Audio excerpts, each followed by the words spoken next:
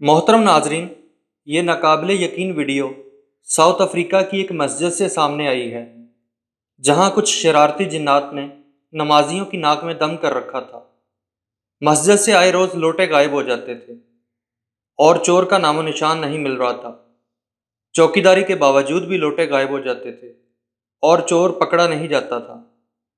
پھر کسی نے خواب میں دیکھا کہ یہ کام جنات کا ہے، جو لوٹے اٹھا کر قریبی درخت میں چھپا دیتے تھے۔ پہلے تو اس بات پر کسی نے یقین نہ کیا، مگر جب درخت کے تنے کو آری سے کاٹا گیا تو واقعی اس میں سے تمام لوٹے برآمد ہو گئے۔ لوٹوں کے اس طرح درخت سے برآمد ہونے پر سب نمازی حیران ہو گئے کہ آخر ایسا کیسے ممکن ہے۔ اللہ تعالی ہم سب کو اپنے حفظ و امان میں رکھے۔ شکریہ۔ اللہ نگہبان۔